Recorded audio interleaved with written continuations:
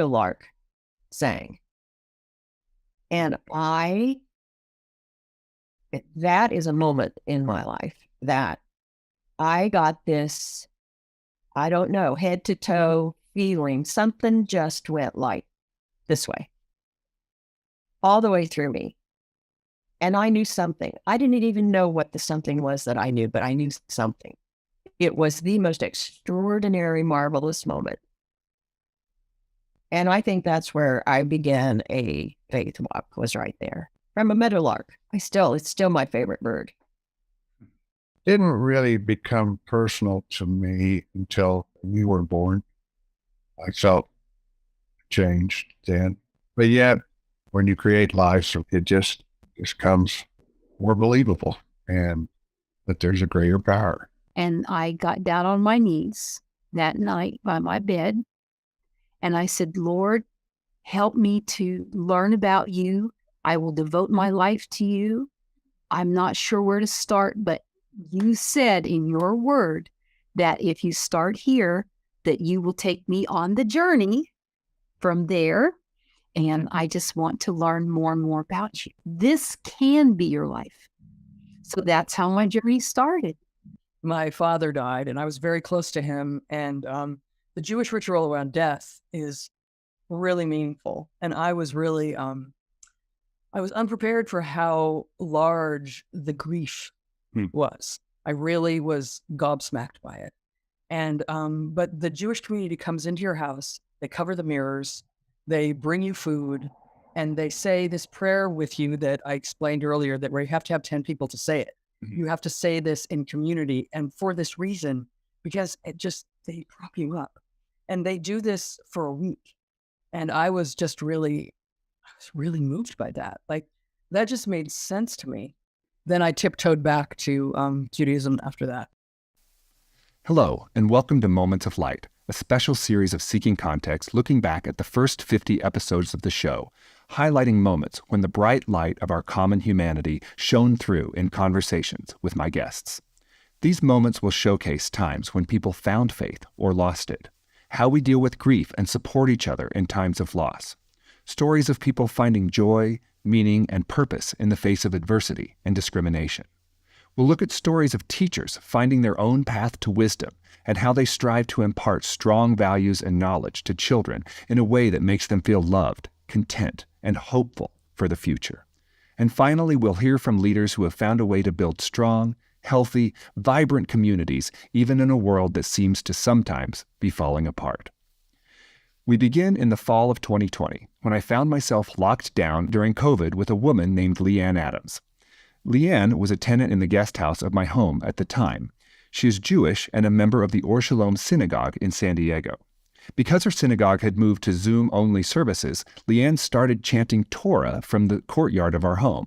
If it rained, she would chant from the kitchen, and for a change of scene, she would sometimes use the backyard. With her melodic voice ringing out through the neighborhood, I thought, who is this enchanting woman that I'm living with? Seeking to learn more, I started to have conversations with Leanne about her background. And one day, in August of 2020, I turned on my laptop to record a conversation about her Jewish heritage.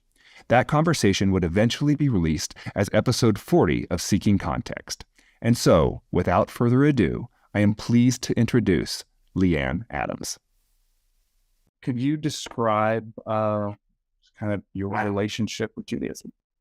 Well, we were talking at the beginning of this interview that typically after the bar or bat mitzvah, it's really typical in Judaism for that child to really never having wanted to do it in the first place.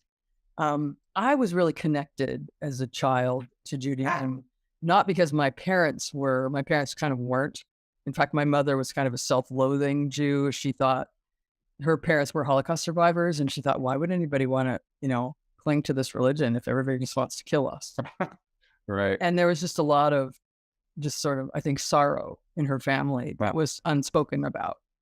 Although my grandparents were very, very loving, and I loved the way they celebrated Shabbat. There was a lot of joy in it, in the ritual and the routine in their house, and the food was really good, and I loved it. And I liked the prayer. I don't know why I liked it, but it just sort of it made me feel something that I didn't feel any other time in my life. As a girl. As a girl, yeah, as a young girl.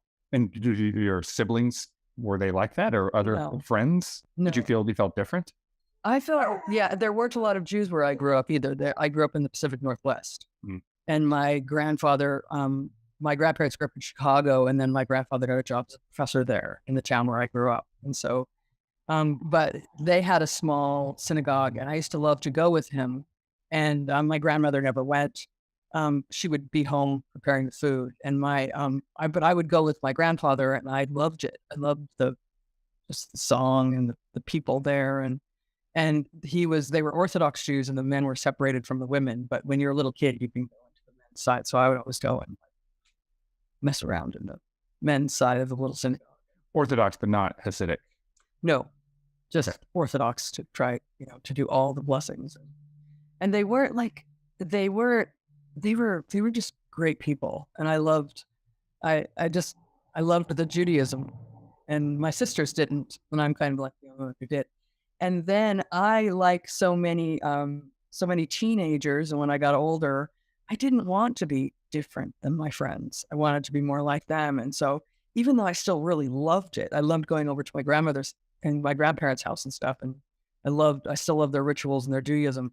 I didn't go to synagogue with them anymore. And I sort of drifted away. And then when in my adult life, I didn't have a lot of Jewish ritual in my early adult life incorporated into it. And until my parents died, my father died, and I was very close to him. And the Jewish ritual around death is really meaningful. And I was really, I was unprepared for how large the grief was. I really was gobsmacked by it. And, but the Jewish community comes into your house, they cover the mirrors, they bring you food, and they say this prayer with you that I explained earlier, that where you have to have 10 people to say it. Mm-hmm. You have to say this in community. And for this reason, because they prop you up, and they do this for a week. And I was really moved by that. Like, that just made sense to me. And I wanted to, then I tiptoed back to Judaism after that. I started studying it more. I started studying Torah like you're supposed to as a Jew. I started going to synagogue more often. Mm-hmm. And then, when this happened, my children were very small. And I realized I wanted them to have this in their lives. I wanted them to have what I had with my grandparents in their home. Mm-hmm. So I started practicing and becoming more involved in Jewish communities. And you raised your daughters in the faith. Mm-hmm. I did, yeah. Although my ex-husband really didn't want to have any kind of religious ritual in the house. So it was a problem. But I did it anyway. I mean, I had Shabbat dinner, and I taught them. I've also studied extensively. I studied in yeshiva. I've lived in Israel for 3 years total, and I speak the language. You lived there with Abe, right? I did. So he's connected to the Jewish tradition, just not the faith? He was also raised as a Jew and knows a lot about it, speaks the language. He uses Hebrew in his intellectual study as well as a professor. And his first book was called Milton and Monotheism. And so he studied how Milton was a monotheistic guy, the idea that there's one God, and the Jews sort of had that idea first. So he studied religious texts for his secular work. So he knows a lot about it. Right. He has a different relationship than you do. He has a much different relationship than I do. And he doesn't really have a spiritual bone in his body. And I kind of like spirituality. I don't really understand it, but I described to you before about like how the way the prayers make me feel. Mm-hmm. I think that's a spirituality of some sort, even though I don't really believe in God. I don't believe in God, but I wish I did. The prayers speak to me in this way. It's just beautiful, beautiful ancient poetry that makes me feel really good. It's kind of like the way you feel when you hear a song. It's like that kind of, just it's uplifting. So if you found Leanne Adams to be as interesting and thoughtful and as amazing as I do, you can listen to our full interview on episode 40 of Seeking Context. The most interesting thing that Leanne said during that interview to me was that she doesn't believe in God, but she wishes she did. I just found this statement so refreshing that Leanne can be open and honest with her synagogue and with me about her doubts and her unbelief, yet still find real purpose and meaning in the Jewish prayers, in the Jewish rituals, and in her Jewish community. The other thing she said is that it was at a time of loss, when she lost her father, that the Jewish community really lifted her up and that she felt a renewed desire to rekindle her Jewish faith. And this is a theme that comes up over and over again in interviews I have had with people of faith, in that it is at a time of loss that they really need to lean on that faith. And very often it is at a time of loss that people that don't have a strong faith background go searching for it and very often find it. So the next interview I'd like to share with you is my mother. This interview was conducted the day after my interview with Leanne. I was at my home in San Diego, and my mother was in her office here in Oakley, Kansas. So you are very much a person of faith, and Dad is. Can you talk to me about how you came into your beliefs, like your relationship with Lonnie and your dad? And I'm curious also to just know what you believe. Looking for an origin story here on how you were raised in North Branch and everything. Okay. Wow. We only have 30 minutes left. So when I was a little kid, it was just a natural thing that part of our routine at home was to go to church. I mean, we just did it. I didn't know any different. We just went. I mean, I went with my mom, with Grandma Lottie, and my dad, we very rarely went. And so I find out later, my grandpa, Pete, was not ever accepted by the church where we went because he was a kid who his parents were not married. Mm-hmm. So that would be your great-grandma Maddie and your great-great-grandma Maddie to you. And so when she finally married Grandpa Lou, he adopted Granddad Pete, which was Grandpa Don's dad. He adopted him. But the church they had really strict rules. What church? The Friends Church, at least this particular church in North Branch. And then my granddad, when he grew up, he had a problem with his drinking. And so they didn't do anything. It was a culture of no's. It was a culture of can't. You can't do this. You can't drink. You can't smoke. You can't swear. You can't watch TV. You can't dance. You can't do anything. Cards. Can't play cards if they have faces on them. You could play rook, but you couldn't play pitch. And that's how your household was? Well, yes. Or that's how it was before you were there, and then that's how it was in that community. And so Grandma Lonnie bought into all of that, but Grandpa Don never did. And then because of the way that the community, in his words, I mean, there's two sides to every story, but in his words, the way the community treated his dad, the way they behaved was not the way they professed. It irritated him to the point that he just quit going. And but I went faithfully with my mom, and I went to Bible school, and I did all of that. But I value that upbringing now as an adult. I love the Sunday school teachers. I mean, mm-hmm. I was never mistreated in any way, but I would have to say that my first indication that where God became, that I knew something was really there. I was in 4th grade, and I was sitting, I can tell you to this day where I was sitting. It was an April day. We were in school in the one-room schoolhouse there in North Branch, which was torn down. I don't know that you even remember that it was there, but it was a beautiful day. And we were sitting there at our little desk doing something, and a meadowlark sang. And that is a moment in my life that I got this, I don't know, head to toe feeling. Something just went like this way, all the way through me. And I knew something. I didn't even know what the something was that I knew, but I knew something. It was the most extraordinary, marvelous moment. And I think that's where I began a faith walk, was right there. From a meadowlark. It's still my favorite bird. It wasn't because someone taught you. It might have been.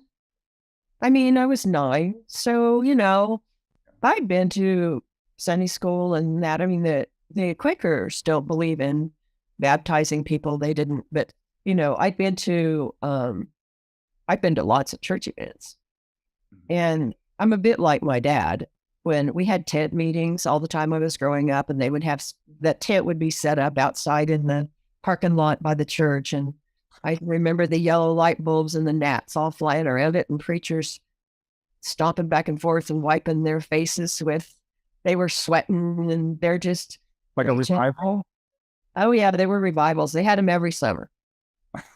It's set up this big circuit, and I would go because Grandma would, we would go, and Dad would just be like, and they would have these altar calls, and so then people would be like begging you to get down there.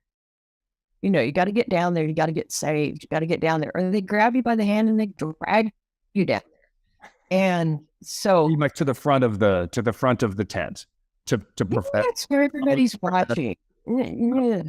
Yes. And I just remember one time distinctly, your granddad saying to me, I don't ever want to see you go down there again. So there was that part where he's just so anti all that because he was living in a culture where the behavior didn't match the profession, how they were professing. And it just so in his later years, when we would go out riding or things like that, we had some talks about God, and he said, I am just so much more at home out here in nature, and I see it. And I don't think he was a non-believer. He just didn't believe in the way it was taught in his He community. did not believe in the way that it had been brought to him, which was very negative. And then, he put that off on me particularly, and he would get so mad at me because I would just kind of follow along with what Grandma was doing. But it was, I don't know why they did that. I mean, a lot of pressure just to conform. You just conform to this way of thinking, whether you think it or not. Don't think any other way. Just conform over here. Just do it. So I think that's why in my lifetime as a Christian, I have a problem with, I'm not vocal about it. Right. I don't like that in people, to be that vocal about it. It just seems like it's personal. Before this conversation with my mother, I knew that she believed in God, but I didn't really know the depths of that belief. And I certainly didn't know that it stemmed from a mystical experience she had when she was 9 years old in a one-room schoolhouse in North Branch, Kansas. I also found it interesting that the different perspectives and observations of her parents and the teachings from when she was a child influenced her, but she really came to her faith on her own terms. And now I'll share the perspective of my father, who I interviewed the day after this conversation with my mother. And I am also at my home in San Diego, and David is in his office at his home in Oakley, Kansas. Well, tell me about your faith. I don't know if I know what you believe. I think I see the way you live your life. Looks like you believe in what Christ taught, but I don't know if you believe in him. Yeah. I think I've never really talked to Red about this either. I kind of felt like that's our one failure. We have not shared that with either one of you guys. Or we haven't, know how to put it, haven't led you guys to what we believe in that. Now, Reggie's, her upbringing was a lot stronger than mine in terms of knowing her Bible teachings and knowing verses and knowing things about it. Mine was experienced mostly at camps and MYS, and didn't really become personal to me until we were born. I felt changed then. I never had a aha moment or something that radically change for me, or see a light, or hear a voice. But yet, when you create lives from that, it just comes more believable, and that there's a greater power. Don't share it with many people, trying to bring somebody else to the Lord, I guess. But that's one of the failures, I think, with the Methodist way things are taught. We go through all emotions, giving 10%, doing things and potlucks and events, ice cream socials, and all of those sorts. But yet, don't sit down and share with people like I think we used to do that with the men's group. But yeah, and I don't know, in my belief, I'm convinced that there's a Lord, and there's God, there's another life we're going to go to. It's more than just dying. Purpose behind everything. The most profound thing I heard during that interview was that my father holds a deep faith belief, and that it really became real for him the day I was born. And, I remember when I heard that for the first time, I thought, man, my father believes in God in large part because of my existence? I mean, that just sort of made me wake up and think, I got to be having more conversations like this. And I would encourage any of you out there, if you hold a different belief system than your parents or your grandparents or your siblings or your friends, or you don't know what they believe, that these types of conversations can be really meaningful. And that if you go into a conversation like this, not with an intent to debate and say, I believe A, and I think that it is wrong that you believe B, but ask them, tell me more about your belief in B.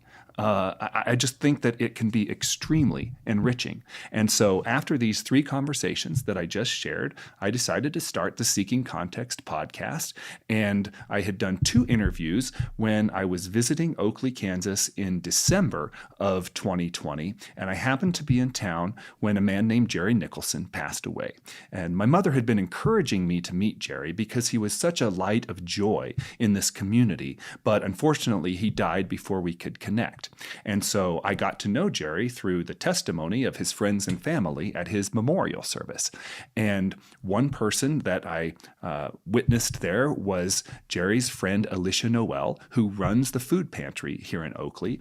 And Alicia sang "To God Be the Glory." And it was just this amazing moment where I thought, I got to know more about Alicia Noel. And so we had an interview the following week, and that's who I'm going to share next. To set this interview up, just a couple of background things. The man in the background of the interview is Alicia's husband, Gar. He's playing video games all throughout the interview. And the reason that we didn't meet up was that this was during COVID, and we were all still semi-locked down. And so we decided to do a socially distanced interview, even though we were in the same town. And the other thing is that you'll notice both in Alicia's song that she sings, which we'll share after the interview, and in the interview, she's always wearing a headdress. And that's because Alicia has moya disease. It's a very rare brain disease that affects, 1 out of about 2 million people in the United States. And she has some pretty bad scarring on her head from the surgeries. And Alicia told me one time, she's like, I really find the scars to be beautiful, but they disturb people and cause them to stare. And so she wears them out of modesty. And they also just make her look so beautiful that it's kind of natural to me. And so I'm really excited for you to meet and learn from the testimony of Alicia Noel. I met you the first time at the Methodist Church a couple of months ago, maybe. Yes. Running the food bank. Yes. And people were like, oh, you got to go meet Alicia. Your reputation preceded you. So you received something from the food pantry 10 years ago-ish, and then now you are running the food pantry. Yeah. So what's in between those 10 years? Well, when you see how the Lord takes care of you, you can't help but to give back into his kingdom. And that, if there's nothing else taken away from this today, I just want people to know the goodness and the greatness of our genius creator. That is my whole reason for being here. So I will start back when I was 12, if you don't mind. So I'll bring you up to this point. When I was 12 years old, I found, and not by coincidence, it was a tract. It was a Jack Chick tract that was written in Spanish. Now, there were not many minority families living in Appalachia. Very few that spoke Spanish, and I just happened to speak Spanish. Okay. That's part of my background. Your mother and father spoke? No, my mother is Cherokee Indian, was Cherokee Indian. So I'm half Cherokee. My father is a combination of Irish, German, Spanish, and Morocco. So yes, I'm a duck-billed platypus. Well, they sound like they both are very interesting people in there. Right. They are. But when I was 12 years old, there was a chick tract laying there in Spanish, which was "Esta es tu vida," which translated means "this is your life." And I picked it up, and when you open the chick tract, it started with the story of how the rich man from Luke chapter 12 was building barns, and he was saying, "Oh, I'm going to build me another barn because this one's so full, and I'm going to tear down my barns, build some more." And the Lord said, and I've got this here, it says, "Oh, what shall I do? I've got so much. So I will say to my soul, soul, thou hast much goods laid up for many years. Take thine ease, eat, drink, and be merry." But God said unto him, "Thou fool, this night thy soul will be required of thee. Then whose shall those things be, which thou hast provided?" So it started off with this story, and then it shows the rich man dying, laying in the grave, and the angel says, "Rise." And he says, "Where are you taking me? I'm going to heaven." And he said, "Oh, you'll find out when you get there." And basically it shows him being presented the gospel, and he's sitting in church, and he's like, "Oh, this is so boring. When will this be over? I just can't wait to get out of here. My ball game's on." And it shows him telling dirty jokes and not listening to anything that's going on. He just, that's just a bunch of bunk, that Jesus stuff. And then he appears before the Lord. The angel puts him before the Lord. And he says, "Lord, what am I, why, I'm here naked before you, and why can't I go into your presence?" And the Lord just kind of just shows a figure in a judgment seat. And he said, "Depart from me, ye cursed," and throws him in the hellfire. And then you turn the next page, and it says, "This does not have to be your life if you do this." And then it gives all the scriptures. So, and then it shows the man again, it didn't have to be his life, and it shows him. And I thought, okay, that I don't want that part, that first part. I want the second part. And I got down on my knees that night by my bed, and I said, "Lord, help me to learn about you. I will devote my life to you. I'm not sure where to start, but you said in your word that if you start here, that you will take me on the journey from there. And I just want to learn more and more about you. This can be your life." So that's how my journey started, because I came out of my background was, my father he believed, but he believed there was a God, but he didn't go to church. My mother came out of spiritualism, which is just like a mixture of everything. And So I didn't have a really good foundation. It was my grandmother who gave me that good foundation. And we would go and stay with her in the summertime. And I would just see her kneel and pray. And she took us to church. And I would ask her questions. And she'd say, "Oh, Alicia, there's nothing like knowing the Lord, you know." And What church did she attend? Your grandmother? she went, that was in Pennsylvania. And she went to Mount Olive Baptist Church in Pennsylvania. Yeah. So that's how my whole foundation started. Yeah. Was that your dad's mom?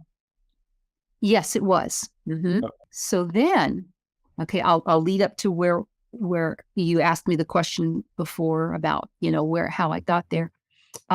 When my mom passed away in 1976, I was trying to live for the Lord. I was in college, and at that time I was 19, and I said, "Oh God, I prayed to you for my mom to get well because she got cancer. We found out in May. I got home from college in May. She died in July." And I said, I'm a young lady. I didn't get to know my mother as an adult. So I just kind of went like your wild child. I said, "Okay, you're there, but you don't have any interest in my life. But I know you're there, but you don't know what I'm going through." Yeah. Okay. So I love to play darts and I love to play pool. So I'm in college, went back to college. I'm in a bar where there's darts and there's pool, and I'm playing darts and playing pool.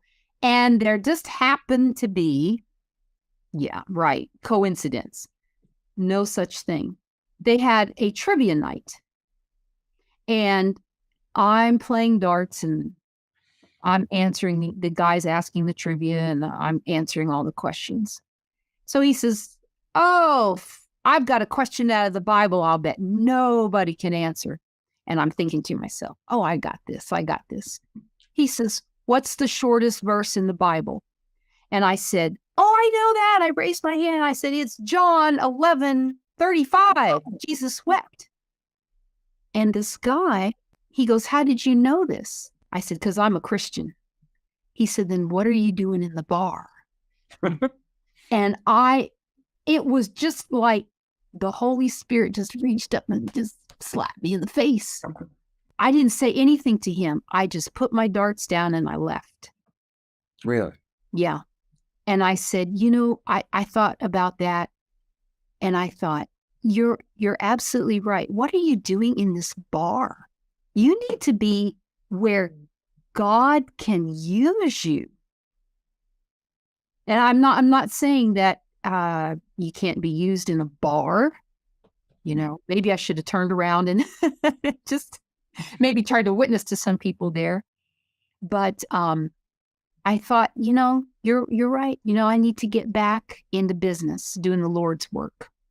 So that brought me to when I was in Guam. I told my sister, I said, "Camille, I love what I'm doing, but I need to do more." So then I started teaching at the Christian school there, and tremendous drop in salary, but you cannot compare the Lord's work to any monetary gain. I wasn't worried about that. I knew the Lord would take care of me, and He has every step of the way. So that's what brought me back here into Oakley, and teaching and just loving on the Lord. So this last weekend, I heard you sing at Jerry Nicholson's funeral. Yes. And you sang Amazing Grace a cappella, which was beautiful. And it wasn't How Great Thou Art. You sang To God Be the Glory, which was also very powerful. I could tell that it probably was difficult for you because Jerry died too soon, people would say. He got young, and I believe he was a friend. So I'm just curious about how you can sing in public at a time of loss. Because the Lord, I just hid behind the Lord at that time. I prayed with Pastor Dan, and Pastor Dan said, we don't understand a lot of things, but we do know that he lifts us up. We do know that he gives us the strength to go on. And I met Jerry, a year ago. He loved the food pantry. And he came down and he introduced himself to me. And he said, can you use any help down here? Just like Jerry would. And I said, oh, well, yes, we can. So we just got to talking and found out, of course, that we both spoke Spanish. And he asked me if I'd read this book in Spanish. And I asked him, so we just kind of had a really cool connection. Man, and that's about San Diego? Yes. Yeah. And then we were talking about San Diego, but we were brothers and sisters in Christ. And that's where our connection was. And every time we would get together, we would talk about the Lord and how he's been so good to us. And, we would share our stories and just had a lot of fun together. He would say, Alicia, I'm going to be a little late today because I've got to take my mom to get her hair done. And we would kind of laugh. And I said, your mom, she's just such the ladies' lady, and she would get her coif every Monday. So we would. And it was Maxine Nicholson, who he was living at her house. Is that right? Yeah. And taking care of, and she was like 95. She was 90. Yes, she was 90. Well, when I first met him, she was 93. So yeah. We would just have a good time. Everything happens for a reason. And I think that's why my favorite verse, my life verse, has always been Ecclesiastes 3:1, which says, to everything there is a season and a time for every purpose under God's heaven.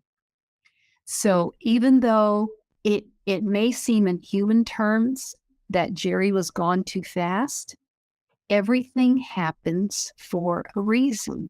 Just like when I was 12 or when I was 19 and my mom died. Then in 2000, my father passed away. I had a brother that somebody thought it would be funny to give him drugs and put drugs in his drink. And his body just shut down. And he ended up dying because of somebody's joke. It was basically murder, but they never found who did it. But everything happens for a reason. And all these things lead up to who we are today and our beliefs. So there are no mistakes with God. None. That's what I want people to take away from this is, if you don't know the Lord, please know him. Please find somebody that you can trust. Talk to a pastor, any pastor in town, Pastor Dan, Pastor Bob, talk to Brother Justin, he'll show you the way. The statement Alicia made, which has sat with me ever since this interview, is her genuine belief that everything happens for a reason.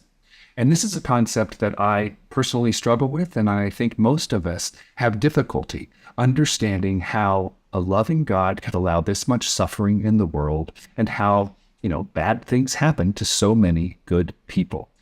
And so I'd like to close today by sharing a moment from Jerry Nicholson's memorial service. And I think you'll find it powerful how Pastor Dan shares Jerry's life and testimony and how Alicia responds to that, singing "To God Be the Glory." Often in life, we have those moments of brokenness and despair, of darkness, and wondering why. Why does it have to be this way? This scripture gives me comfort because to me the answer is I'm asking the wrong question. I shouldn't be asking why. The question that I should be asking is, how am I going to use this to glorify God? How is it that I'm going to live into my faith in Jesus Christ? One of the things that when I would visit with Jerry, when he was in rehab and when he returned, was this idea of to God be glory. That in all we do for God and for God's glory. When we truly are living into being a follower of Jesus Christ. And so one of the things that Jerry would always say, and I would say back and we'd say back and forth, is to God be glory. I have a string of texts where we did all of these things with God be glory. He just wanted God to be glorified. And in my final conversation with him, we were talking about this very thing. And he said, Dan, I'm ready. My mission's accomplished. I didn't want to have my mom have to bury me. And now that she's gone, my mission is complete. To God be the glory.